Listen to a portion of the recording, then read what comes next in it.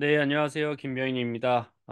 1월이 벌써 지나가고 있네요. 설날이 끝나고 원래 준비했던 강연들이 있었는데, 설 연휴 동안 너무 많은 일들이 있어가지고 급하게 좀 공부도 열심히 하고 정보에 대한 변경을 좀 하고 강의를 찍는 게 나을 것 같아서 이렇게 새벽에 강의를 말씀을 좀 드립니다. 내일이 우리나라 설 연휴 지나고 그 시장이 첫 열리는 날이다 보니까 개인적으로 아주 중요한 날이라고 생각을 하거든요. 그래서 시장에 대해서 좀 미리 말씀을 드리려고 하고 단톡방에도 요약을 좀 드리려고 합니다. 사실 이게 지금 1월 30일 새벽 2시 20분이네요. 2시 20분쯤 찍는 거다 보니까 여러분들이 내일 다 보는 건 불가능에 가까우신 것 같아서 최대한 요약해서 단톡방에 미리 올려드리고, 그리고 관심 있으신 부분들을 좀 잘라서 영상을 보시는 게 낫지 않을까 싶습니다. 그래서 원래는 조금 뭐 1시간 이렇게 딥하게 들어가는 강의들이 좀 정기 강의의 특징이었는데, 이번 영상 같은 경우에는 좀 핵심적인 것들을 빠르게 보는 게 중요한 것 같고요. 그리고 하트 제가 이제 ETF나 투자처에 대해서 관심 있으신 분들은 제 어떤 글에 하트를 달아달라고 했는데, 30명 정도가 달아주셔가지고, 그분들은 강의가 끝나는 대로 바로 이제 보내드리려고 합니다. 일단 여기까지 좀 말씀을 드리고요. 바로 강의를 시작하면서 부가적으로 필요한 것들을 좀 말씀을 드리도록 하겠습니다. 제 소개는 넘어가겠습니다. 궁금하시지 않을 테니까 빠르게 넘어가도록 하고요.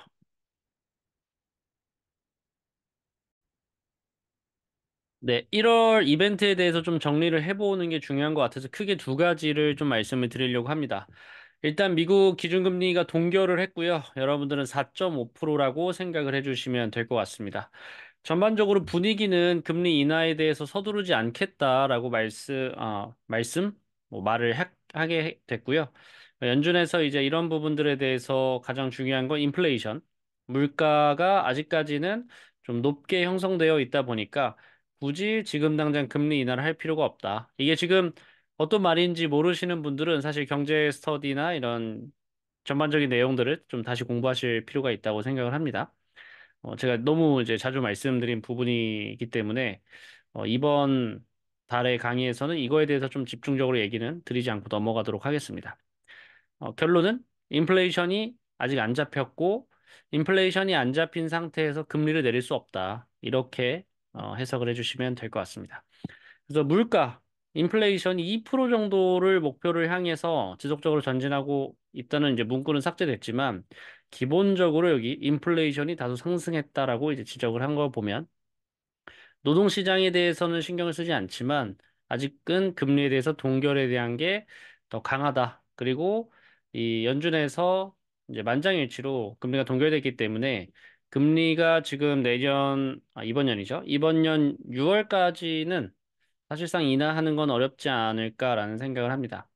그래서 채권을 사신 분들은 제가 계속 말씀드린 대로 장기적인 관점에서 보시면 어차피 월마다 배당 나오기 때문에 꾸준하게 수익 나실 수밖에 없고 예적금 하기에 좀 애매하신 분들 그리고 지금 미국 주식이 너무 비싼 거 아니냐라고 생각하시는 분들은 사실 채권만한 게 없습니다. 그래서 채권, TLT, 그리고 장외 채권 이런 것들 적극적으로 활용하셔가지고 포트폴리오 형성하시고 수익 내시는 게 아주 중요한 시즌이다라고 말씀을 지속적으로 드렸습니다. 두 번째는 딥시크 여파입니다. 딥시크 발음도 좀 어렵네요. 제가 계속 말씀드리게 될 텐데 오늘 가장 메인 핵심 주제라고 보시면 될 것 같습니다.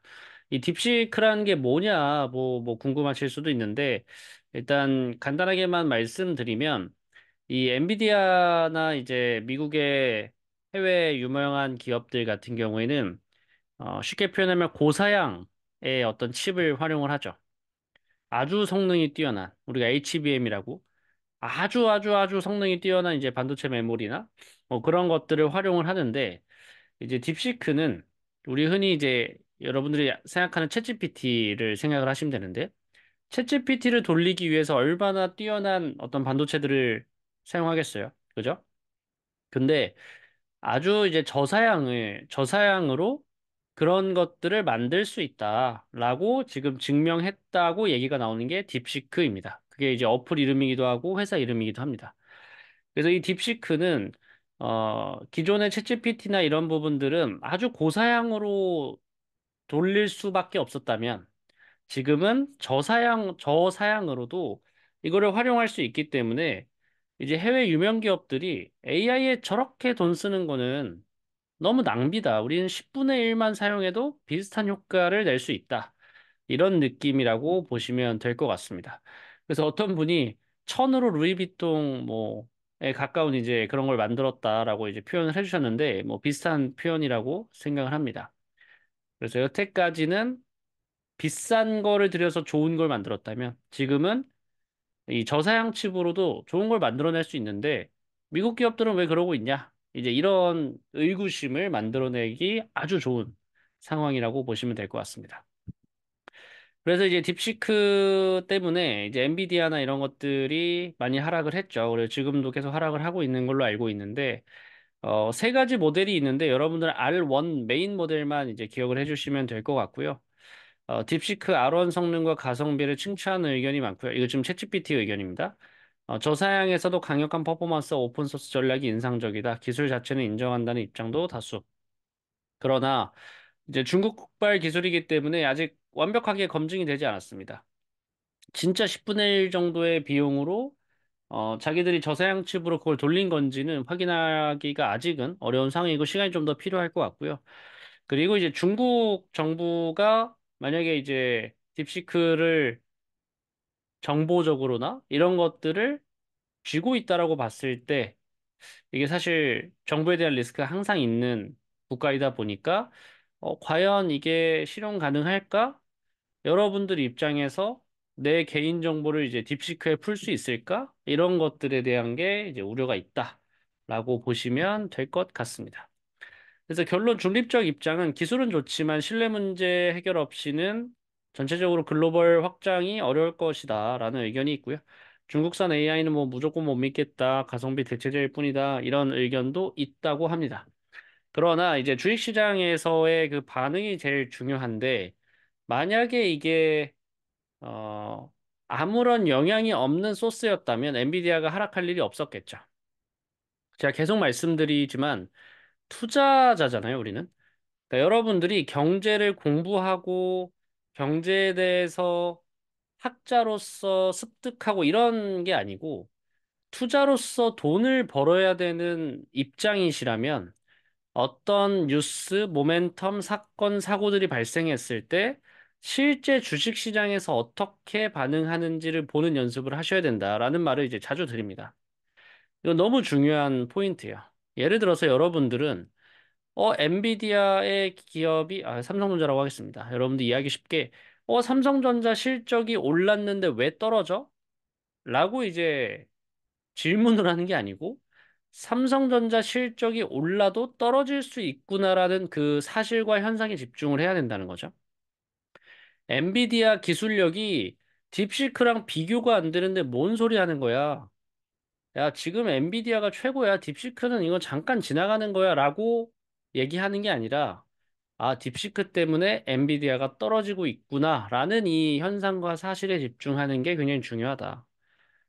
결국 주식시장은 어떤 객관적인 시장이 아닙니다. 굉장히 주관적이고 이성적인 것 같지만 감성적인 시장이기 때문에 여러분들이 너무 이성적으로 아닌데 정답은 이건데 라고 생각하시면 오히려 투자하실 때 혼란스러우실 수도 있습니다. 그래서 어쨌든 엔비디아가 많이 떨어졌고요. 지금 제가 이 캡처한 게 122불인데 강의 찍기 전에 봤을 때 119불이었습니다. 그래서 좀 지속적으로 하락하고 있고 차트적으로 좋지 않죠. 개파락 크게 나왔고 음봉에 장대 음봉 터졌기 때문에 여기 이제 115불에 그 121선 지지선이 있는데 지금 지지선이 다 뚫렸죠. 지지선이 다 뚫렸고 이 121선 지지선까지 뚫리면 그 다음 지지가 거의 없습니다. 그래서 여러분들 이 엔비디아에 대해서 물론 이건 기술적인 거고 나는 믿음이 있다 하시면 이제 가야죠. 혹은 사실은 제가 만약에 미국 투자했어도 여러분들이 떨어지면 사야 이미 지금 보유하고 계신 분들일 경우에 떨어졌는데 더 안 사기 참 애매해요. 압니다. 그 기분도 압니다. 그러나 투자 항상 하실 때 현실적으로 배분을 잘 하셔야 된다. 추가 매수, 와, 지금이 바닥일 거야 하면서 뭐 세일이다 하면서 확 들어갔다가 물리면 마음고생을 많이 합니다. 그래서 조금 공부를 좀 많이 하셨으면 좋겠고, 지금 현 상황에 대해서 정확하게 인지를 하시고 추가 매수를 하시는 거를 추천해 드리겠습니다. 브로드컴이라고 하는 이제 엔비디아의 반도체에 대해서 대항마적인 느낌으로 혹은 이제 실적적인 부분에서 너무 이제 좋게 나왔었기 때문에 브로드컴이 좀 대항마로 추앙을 받았는데 확 빠졌죠, 얘도. 개파락이 쭉 떴고, 지금 꼬리라고 하면 이 차트에 이제 고가와 저가를 왔다 갔다 하고 있습니다. 그러니까 매수와 매도가 엄청 싸우고 있는 거죠. 그런 상황이다. 그래서 엔비디아가 원래 시총 1위였죠. 3위까지 내려왔습니다. 다음은 아마존이고요. 구글입니다. 제가 봤을 때 여기서 지금 엔비디아가 빠지는 속도가 어마무시하거든요. 말도 안 되게 지금 많이 빠졌어요. 그래서 저는 정말 나쁘게 되면 5위까지도 빠질 수 있지 않을까라는 생각을 개인적으로 합니다. 그래서 여러분들 1위부터 10위니까 지금 기억을 잘 해주셨으면 좋겠고, 이 현재까지는 애플, 마이크로소프트, 엔비디아가 1, 2, 3위를 계속 왔다 갔다 했거든요. 근데 지금 당장은 엔비디아가 아마 좀 꺾이는 추세로 가지 않을까라는 생각이 있습니다. 그럼 나스닥은 빠졌냐? 정말 웃기게도 나스닥은 별로 안 빠졌습니다. 나스닥은 엔비디아 차트와 나스닥 차트를 비교해 보면 여러분들 뭐가 더 안정적이냐? 얘는 지금 이탈했잖아요. 그죠? 지지선이나 이탈했는데 얘는 뭐 이탈을 거의 안 하고 있죠. S&P 500은 빠졌냐? S&P 500도 안 빠졌습니다. 네, 대단한 거죠. 미국 시장이 사실상 M7 우리가 흔히 말하는 그 미국의 7개 대기업이 시총의 거의 한 30% 40%를 차지하는 걸로 알고 있는데 걔네가 힘듦에도 불구하고 나머지가 받쳐주고 있다 이거죠. 대단한 나라라고 보시면 될 것 같습니다. 우리나라로 치면 뭐 삼성전자, 하이닉스, LG에너지솔루션, 삼성바이오로직스 다 박살나는데 개파락 나고 마이너스 10% 20% 빠지는데 지수는 오르는 말이 안 되죠. 코스피 코스닥이 오를 수가 없죠, 그러면. 근데 미국은 안정적으로 가고 있다. 그래서 S&P 500 투자를 좀 더 권장한다는 뜻은 이제 국가적인 관점이죠. 국가. 미국이란 국가에 투자할 거냐? 제가 뒤에서 말씀드리겠지만 산업에 투자할 거냐? 주식이라는 기업에 투자할 거냐? 이 세 가지 중에서 여러분들이 시황에 맞춰서 매크로에 맞춰서 내 어떤 상황과 여력에 맞춰서 투자를 하는 건데 지금 당장은 결론만 내면 이거를 굳이 투자할 필요가 있을까라는 입장입니다. 여러분들은 이것만 보셔도 충분히 이거 하는 사람만큼 돈을 벌면서 리스크는 훨씬 더 줄이실 수가 있어요. 근데 난 돈을 더 벌고 싶은데 하시는 분들은 그냥 채권 사시면 됩니다. 굳이 이제 지금 당장 기업에 대해서 투자할 필요는 없지 않을까라는 생각이 좀 많이 드네요. 그리고 이제 미국 시장에 대해서 그럼 반대로 이제 올랐잖아요. S&P 500이 올랐다는 건 엔비디아나 AI 관련된 기업들 이런 것들이 빠짐에도 불구하고 누가 올랐기 때문일 텐데 일단 메타가 굉장히 많이 올랐습니다. 메타가 사상 최고가를 또 찍었습니다. 700불을 넘어갔고 최고가는 710불인데 결국 또 이제 AI나 메타의 실적이 좋게 나왔기 때문이겠죠. 그래서 이번 년 초에 414불까지 빠졌는데 1년 사이에 1년도 안 됐죠. 1년도 안 된 사이에 700불이면 거의 뭐 70% 가까이 상승했다고 보시면 될 것 같습니다. 대단하죠. 그래서 메타는 여전히 AI를 고집하고 있습니다. AI를 고집하고 있고 실적도 굉장히 좋게 나오고 있고 투자도 계속한다. 우리는 AI에 대한 투자를 멈추지 않겠다라고 지속적으로 밝히고 있습니다. 그래서 이제 좀 기본적으로 주가가 다른 M7에 비해서 좀 탁월하게 올라가고 있는 상황이고요. 아마존도 좋은데 아마존은 오늘 말씀드리진 않을 거고요. 이건 뭐냐면 이제 주커버그한테 딥시크에 대한 얘기를 한 겁니다. 질문을 했는데 이제 딥시크에 대해서 그거에 대한 답변을 한 겁니다. 결론적으로 이제 영어로 보시면 어려울 것 같아서 이제 한국말로 번역을 해왔는데 좀 이상해서 결론적으로만 말하면 아직은 어렵다. 여기 판단하기 어렵고 그건 실제로 어디에 들어가는지에 따라서 너무 달라질 수 있는 내용이기 때문에 어, 일단 긍정적으로 보지만 더 시간을 지켜두고 봐야 될 부분이다라고 얘기를 했다고 합니다. 그래서 어차피 여러분들 영상으로 보니까 잠깐 일시정지하고 좀 보시면 될 것 같고요. 어, 제가 방금 말씀드린 게 대부분의 내용들이라고 보시면 될 것 같습니다. 자, 두 번째는 테슬라죠. 일론 머스크. 양측이라는 표현을 썼는데 참고로 지금도 주가는 빠지고 있습니다. 올랐다가 좀 빠지고 있는데 실적은 일단 안 좋게 나왔습니다. 매출 8% 감소, 시장 예상치 하회했는데 양치기 소년처럼 우리의 미래를 봐라. 우리의 미래는 달라지지 않을 거다. 라고 이제 강력하게 주장하고 있습니다. 그래서 6월에는 이제 완전 자율 로보택시가 서비스가 투입이 된다. 우리는 내부 차량으로 운행한다며 자율주행 승차 유료 호출 개념이 될 것이라고 설명을 했다고 합니다. 그래서 6월에 이제 큰 모멘텀이 있는 거죠. 그러면 우리가 지금 2월이니까 약 3, 4개월 동안 이 모멘텀이 지속될 수 있느냐, 주가가 부양될 만한 어떤 모멘텀이냐, 이런 걸 좀 따져봐야 될 것 같고요. 그리고 이제 휴머노이드 로봇인 옵티머스에 대한 얘기도 좀 많이 했습니다. 그래서 2026년에는 이 로보택시와 옵티머스로 인해서 테슬라의 시총이 15조에 달할 거라고 얘기를 했습니다. 이날 현재 테슬라의 시총은 1조입니다. 1조 2,490억 달러. 그러니까 10배 가까이 2년 안에 오를 거다라고 얘기를 하는 거죠. 그래서 일론 머스크가 지금 테슬라만큼 AI를 잘하는 회사는 없다. 이렇게 이제 당당하게 얘기할 정도로 이제 자기의 회사 혹은 본인에 대해서 우리만큼의 능력을 가진 사람이 없다라고 강력하게 얘기를 하고 있습니다. 그래서 이 실적 발표 이후에 많이 올랐습니다. 잠깐 많이 올랐다가 오늘은 이제 또 빠지고 있는데 이게 제가 무슨 말씀을 드리고 싶냐면 테슬라의 목표 주가가 550불부터 125불이에요. 제가 빨간색으로 칠해놨는데 그러니까 레인지가 엄청 넓습니다. 그러니까 여러분들이 이것도 똑같이 잘 생각을 해보셔야 될 만한 게 길게 볼 거다 나는 테슬라가 저는 테슬라를 굉장히 좋게 보는 사람 중에 하나인데 일론 머스크가 있는 한 사실 테슬라는 아주 아주 훌륭한 회사가 될 확률이 너무 높죠. 따라올 수 있는 회사가 이제 거의 없다 보니까 아주 아주 긍정적으로 보고 있는데 단기적으로는 일단 실적이 안 나오고 있죠. 그렇기 때문에 모멘텀 위주의 모멘텀 위주의 주가 상승이 일어날 수밖에 없기 때문에 근데 모멘텀 위주의 주가 상승은 실적이 받쳐주지 않으면 이게 변동성이 클 수밖에 없겠죠. 그래서 여러분들이 완전 길게 볼 거면 과감하게 하셔도 되지만 내가 1년 뒤, 2년 뒤에 돈을 써야 될 일이 사실 있는데 그걸 잊고 있으실 수도 있다는 거죠. 나 결혼할 건데 테슬라는 살 거야.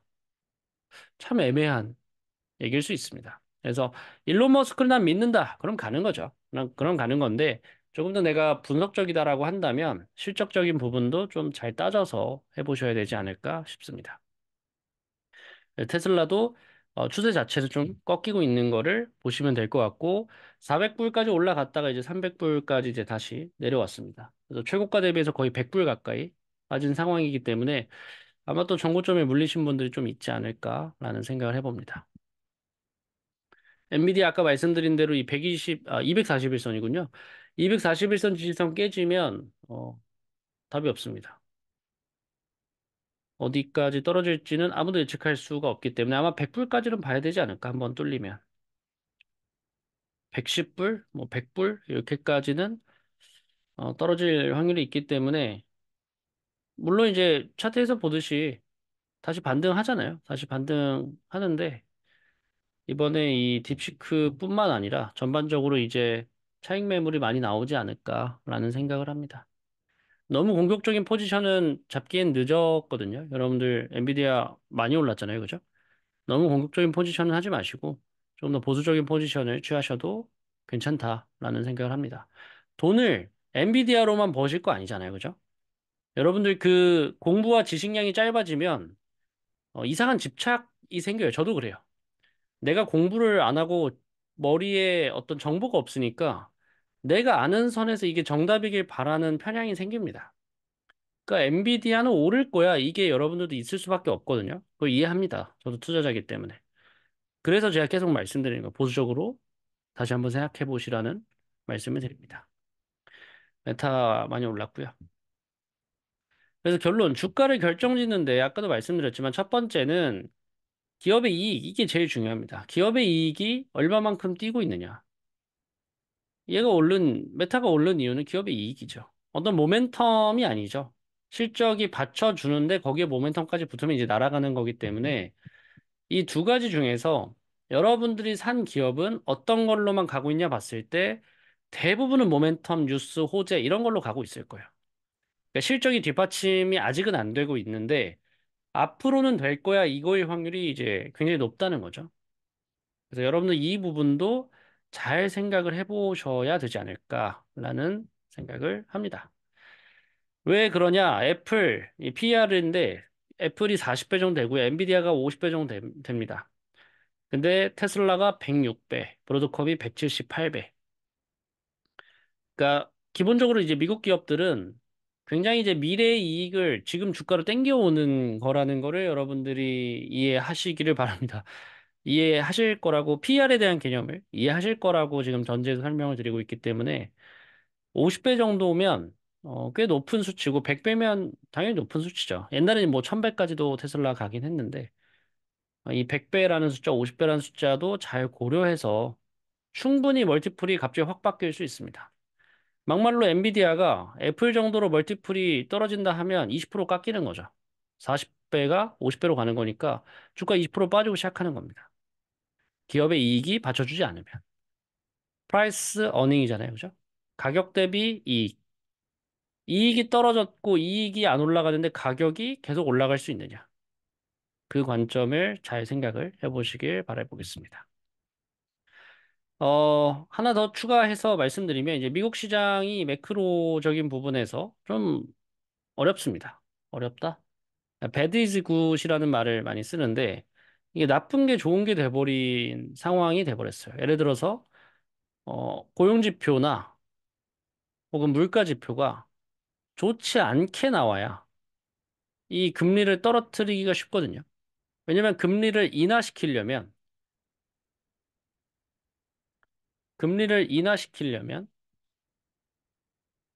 물가가 너무 높게 형성되어 있으면 안 되겠죠. 왜냐면 여러분들 금리가 0%일 때 대출 받으실래요? 금리가 100%일 때 대출 받으실래요? 당연히 0%일 때 대출을 받으려고 하겠죠. 그러면 대출 받아서 결국 뭔가를 하는 거잖아요. 그죠? 보통 투자를 하시겠죠.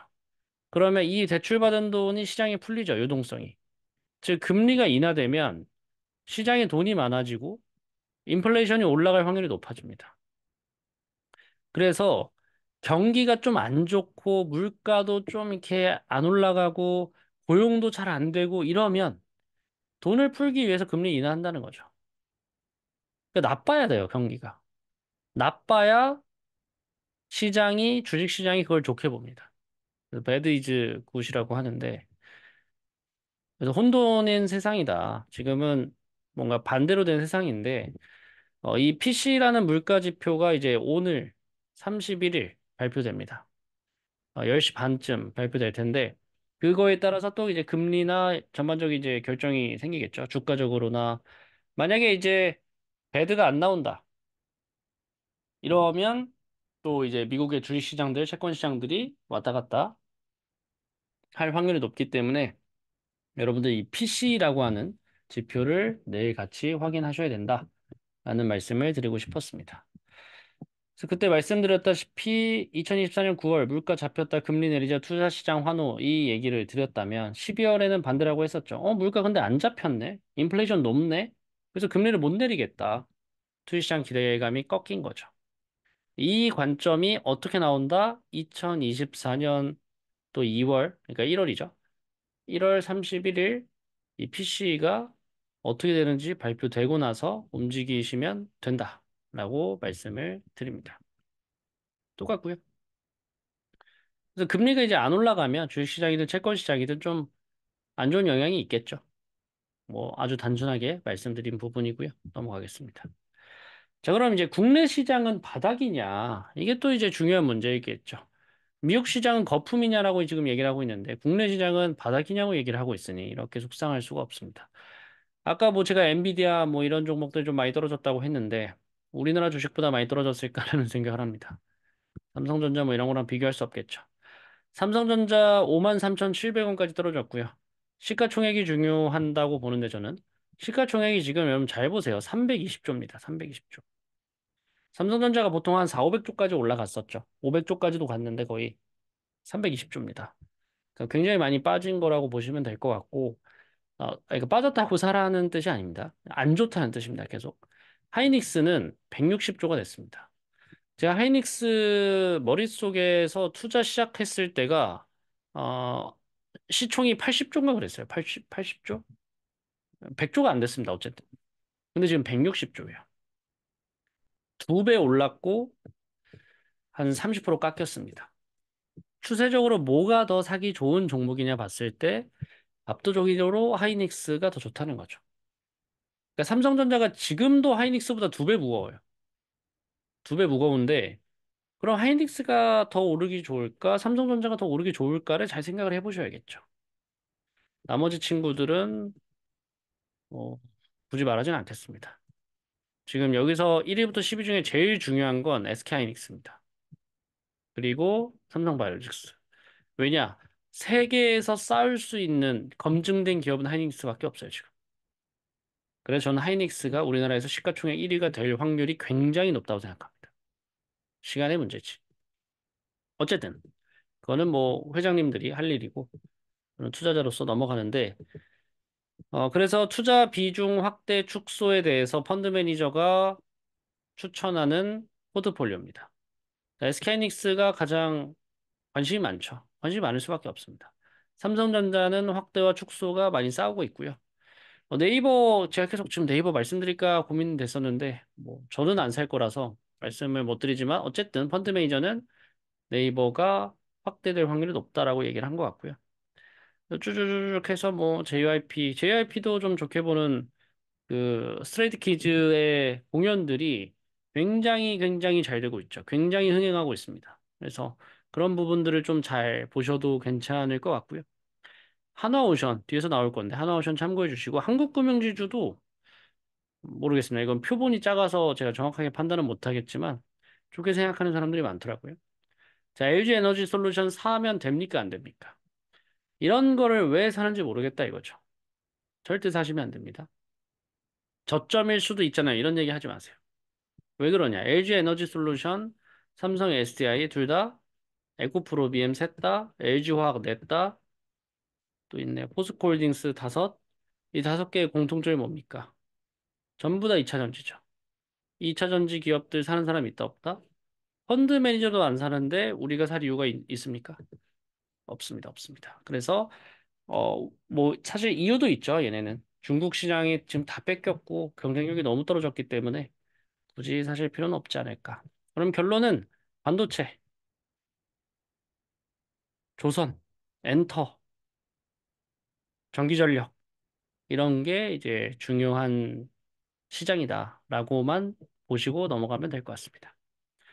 제가 이거 화가 나서 좀 갖고 왔는데 힘 받는 코스피 반등론 올해 3천 간다. 이게 도대체 어떤 근거와 어떤 생각을 가지고 이런 글을 쓰는지 모르겠지만 뭐 긍정적인 글을 쓰는 거는 제가 뭐 뭘 할 수는 없지만 여러분들 코스피 밴드 이게 보이십니까? 2,400에서 3,000. 지금 코스피가 2,500 정도 되는데 2,400에서 3,000 안에서 놀 거야라고 지금 글을 써놓은 겁니다. 그건 우리 조카도 할 수 있을 것 같아요. 저도 맞출 수 있습니다. 코스피가 2,000에서 3,000 사이에 놀 확률이 높아요. 그러니까 이런 거는 도대체 누가 어떤 생각을 가지고 이거 하는지 모르겠는데 이거 왜 제가 말씀드리냐면 초보자분들은 이런 기사에 민감하게 반응을 해요.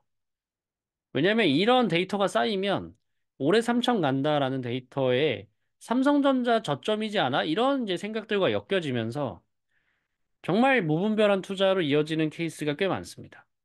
왜냐면 올해 3천 간다 기사를 보면 이제 긍정적인 게 계속 보여요.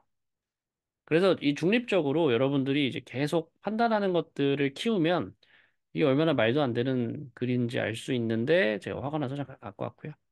그래서 여러분들 이제 코스피나 이런 거에 투자하시는 것보다 아까도 제가 말씀드렸지만 미국은 아까 말한 이제 국가, 미국 자체에 투자하거나 채권에 투자하거나 뭐 특정 트럼프 관련한 섹터, 미래에 멀리 보는 이제 테슬라, 메타 뭐 이런 기업들은 괜찮지만 기업을 사기 부담스럽다라는 말씀을 계속 드렸잖아요.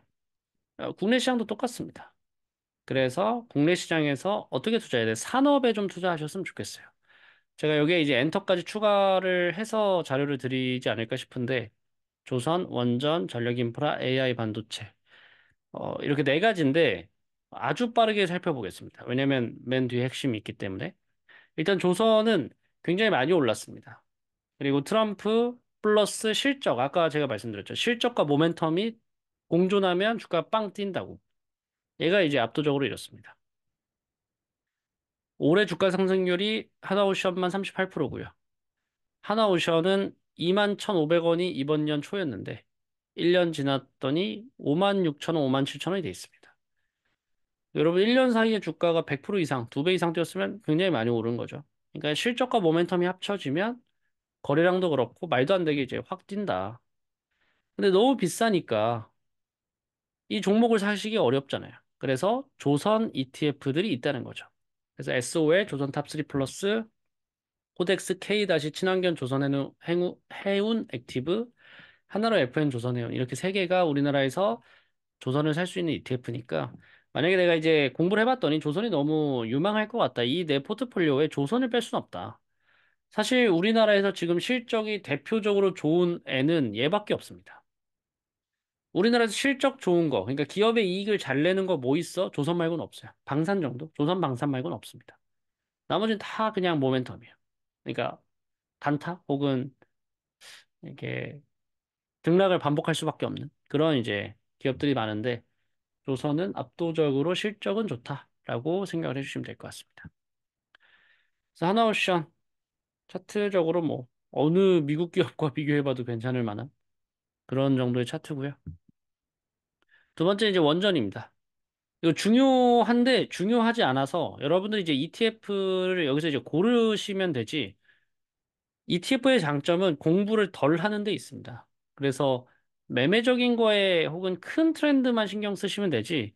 일일이 이 종목들이 어떻게 되고 이렇게 생각을 하지 않았으면 좋겠고, 그럼 이제 떨어질 때, 이 종목들이 떨어질 때 내가 어떻게 대처해야 되냐는 궁금하실 수 있으니까 대장주를 보시면 됩니다. 대장주.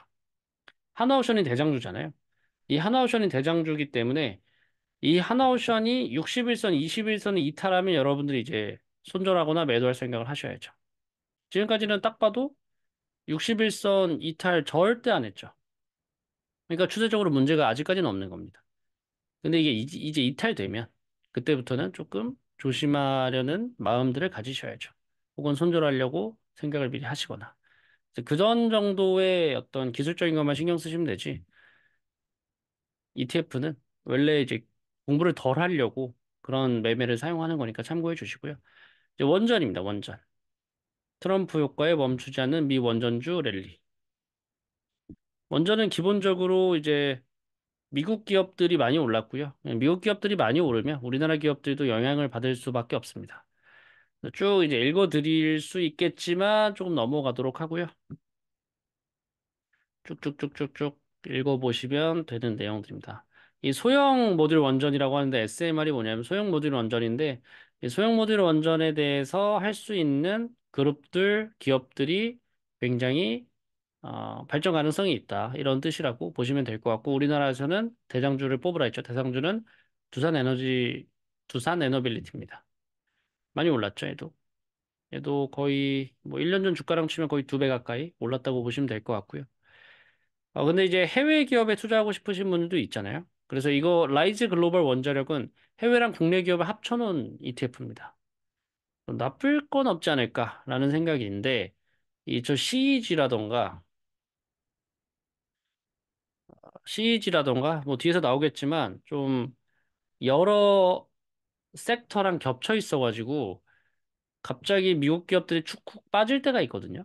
그런 거를 좀 조심하셔야 되기 때문에, 해외 기업의 ETF를 좀 검색을 해보고 사셔야 되지 않을까 싶고요. 나는 완전 해외로만 사겠다 하시면 이제 글로벌 원자력 밸류 체인 이런 것들이 있고 나는 국내에서만 하겠다. 그럼 하나로 원자력 아이셀렉트를 사시면 되겠습니다.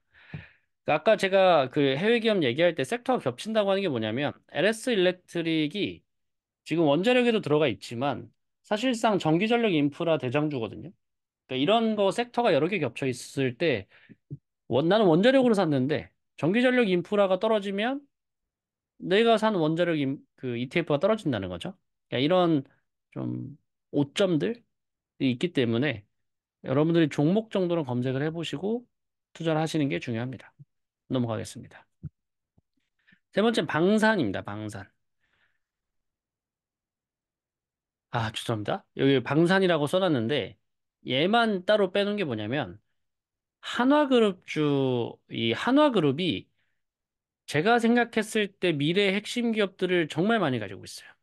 하나오션이 아까 말씀드렸던 조선, 하나에어로스페이스가 우주항공 방산, 하나솔루션, 하나시스템이 뭐 위성, 하나엔진, 하나비전, 그리고 여기에 이제 기본적으로 뭐 태양광이라던가 이런 것도 이제 하나가 이제 많이 갖고 있거든요.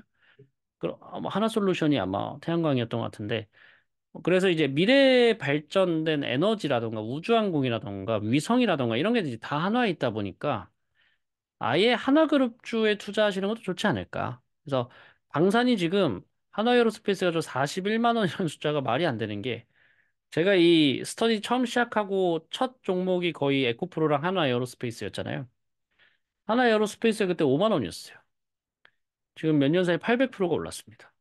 근데 더 올라갈 거라는 거죠. 근데 개별 종목을 사는 분들 입장에서 이 하나에어로스페이스 41만 원 주고 사는 게 정말 부담스러워요.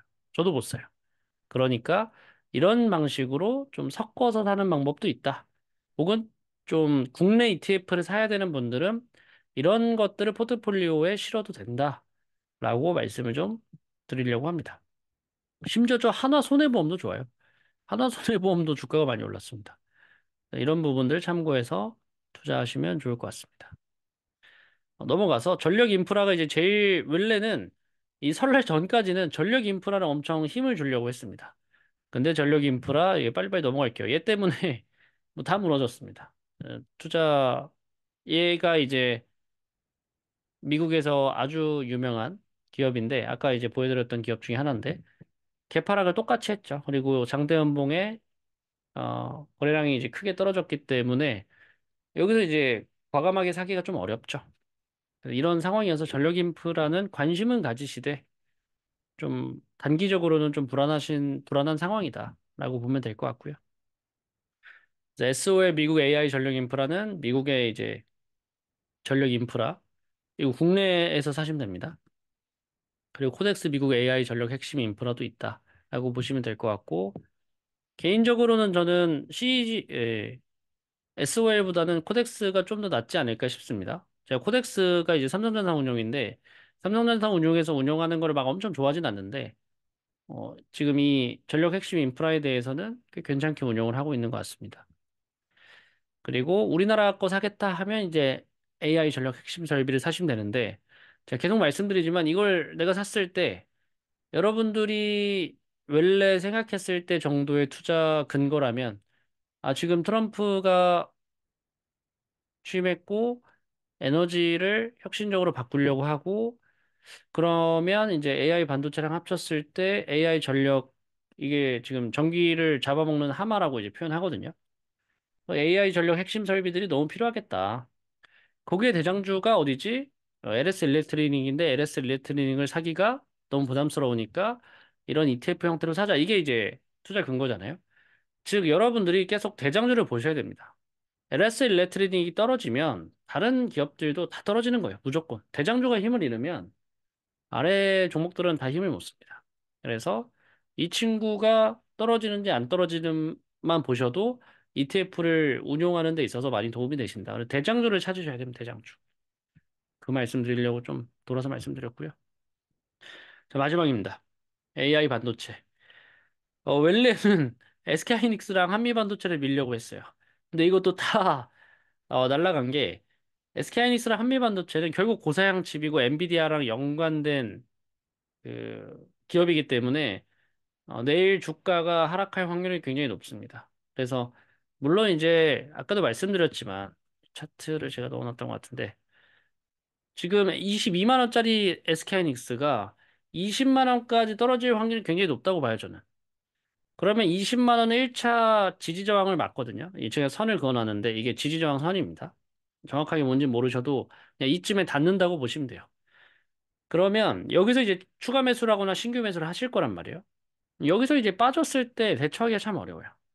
아까도 말씀드렸지만, 올라갈 거야. 왜냐면, 아까도 말씀드렸죠. 하이닉스 는 긍정적으로 보고, 굉장히 우리나라에서 이런 기업이 없다고 보거든요. 하이닉스가 지금 버는 영업이익을 미국에서 똑같이 하면 시총 두 배는 받아야 돼요. 더 받아야 돼요.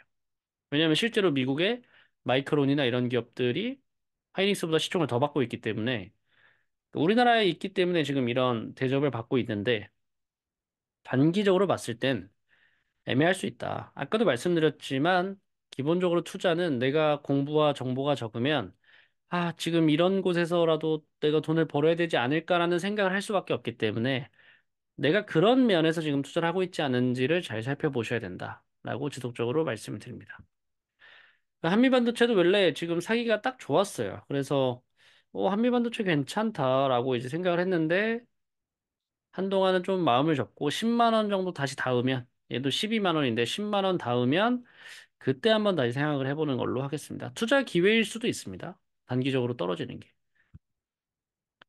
그래서 에이스 글로벌 AI 맞춤형 반도체도 있고요. 그리고 코덱스 AI 반도체 핵심 장비는 우리나라 기업들. 라이즈 AI 로봇은 이제 방금 말씀드린 로봇이랑 AI랑 반도체랑 뭐 사실 다 결이 비슷하기 때문에 그렇게 좀 로봇 ETF까지 추가적으로 넣었습니다. 여기까지 하는데 이 친구가 이제 새로 생겼습니다. 방금 말했던 전력 인프라, AI 반도체, 뭐, 전부 다 이 딥시크 때문에 설날 동안 미국 시장에서 관련주들이 엄청 많이 빠졌거든요. 그러면 우리가 투자해야 되는 가장 큰 포인트는 뭐냐면 딥시크 관련주예요. 어차피 딥시크가 실현 가능한지 안 한지가 내일 당장 나오진 않을 거고, 뭐 한 3일 일주일 더 이상 걸릴 수 있겠죠. 그럼 저희는 일주일 동안 이 딥시크와 관련된 주식을 찾아내서 매수 매도해서 매매를 하는 거죠. 매매를 통해서 돈을 벌면 됩니다. 이건 제 스타일이긴 한데. 그럼 이제 딥시크 관련주가 뭐냐? 지금 우리나라 국내 시장이 딥시크가 나온 뒤로부터 계속 휴장이었기 때문에 내일이 아주 중요하거든요. 내일이 첫 시작이기 때문에 돈 벌기가 제일 쉽습니다. 3일 뒤에 딥시크 관련주 들어간다고 생각해 보세요. 비싸거나 찾아내기 어렵겠죠. 근데 지금 차라리 첫날이기 때문에 오늘 공부해서 내일 아침에 시장가에 걸어두는 게 제일 좋지 않을까라는 생각을 합니다. 결론은 아까도 말씀드렸지만 엔비디아 칩은 너무 비싸고 이제 가성비 있는 AI 칩이 좀 더 좋은 거 아니냐 이런 의견들이 있을 수 있다는 거죠. 그래서 딥시크의 출현은 결국 그 가성비의 느낌이라고 보시면 될 것 같은데 이런 넥스턴이라는 기업이 있는데 넥스틴 같은 경우에는 중국 매출 비중이 85%. 아까 말씀드렸다시피 이 딥시크는 결국 중국 기업이기 때문에 중국과 관련돼서 이 모멘텀이 엮일 만한 게 필요합니다. 넥스틴을 원래 찾았고 뭐 여러 가지 기업을 다 찾았는데 제가 생각했을 때는 지금 당장은 이 낭도 정보라고 하는 이 정보가 아니고 그 기업 이름입니다. 중국 기업 이름인데 AI 서버에서 중국 AI 산업의 50%를 얘네가 서버를 갖고 있어요. 그래서 압도적으로 이제 1위인 회사인데 그럼 이 낭조 정보가 딥시크랑 연관이 있고, 그럼 우리나라에서 낭조 정보랑 연관이 있는 기업이 뭐냐라고 봤을 때 GRT라는 기업이 있습니다. 반대로 말할게요. GRT라는 기업 말고는 없습니다. GRT 말고는 이 낭조 정보라는 회사랑 연관된 기업이 없어요, 지금. 그래서 내일 당장 트레이딩적으로 올라갈 확률이 제일 높은 건 제가 봤을 때 GRT입니다. GRT가 이제 제일 올라갈 확률이 높고요. 그래서 시총은 2,600억 되고 3,275원인데 뭐 주식수가 좀 많긴 한데 어차피 오래 들고 갈 기업은 아니니까. 근데 PER이 지금 3배예요. PER이 3배여서 봤더니 실적이 꽤나 좋은 편입니다. 그죠? 1,100억 정도를 버는데 2,600억이 시총이에요. 그럼 말이 안 됩니다. 그래서 재무제표적으로도 좋고 해서 이 딥시크 관련주로 GRT를 최선호주로 뽑고 얘를 내일 매수 매도를 해야겠다라고 생각을 하고 이제 좀 더 깊게 봤는데 조금 단점이 있습니다. 단점이 뭐냐면 제가 이제 GRT와 낭조 정보를 같이 검색해 봤을 때 이 실리콘 타입 써멀 패드, 열전도 상변화 물질, 열전도 전자파 흡수체 이 세 가지가 GRT에서 파는 것처럼 기사가 나와 있어요. 계속. 근데 GRT 어디에도 이 세 가지를 판다고 나와 있지가 않습니다. GRT는 그냥 필름을 파는 회사예요. 제가 이상해서 봤는데 4월 4일 날 이 똑같은 기사가 전부 다 낭조 정보와 GRT 낭조 정보 이 연관돼서 기사가 4월 4일 날 기사만 있고 아무것도 없습니다. 그래서 이거는 약간 정말 찌라시지 않을까. 실제로 GRT는 낭조 정보랑 아무 상관이 없는데 엮고 있는 게 아닌가라는 생각을 합니다. 제가 좀 보여드리면 중요한 포인트니까 여러분들이 돈을 버는데 중요한 포인트라 제가 GRT 회사에 들어보면 GRT는 그냥 테이프, 필름 이런 거를 파는 회사지 그럼 방금 이 실리콘 타입 서멀 패드 이런 걸 팔질 않아요. 물론 이제 그 홍콩 중국 기업이긴 한데 우리나라에 상장되는데 홍콩 중국 기업이긴 합니다. 그리고 제가 보여드렸던 이거 이게 검색해 보면 다 똑같은 기사예요. 4월 4일 실리콘 타입 서멀 패드 이 4월 4일 실리콘 타입 4월 4일 4월 4일 이 4월 4일 말고는 없습니다. 이거 제가 GRT로 친 게 아니고 실리콘 타입 서멀 패드로 쳤을 때 그러니까 이런 것도 3일 전이잖아요. 얘네도 다 속은 겁니다. 저 개인적인 생각엔.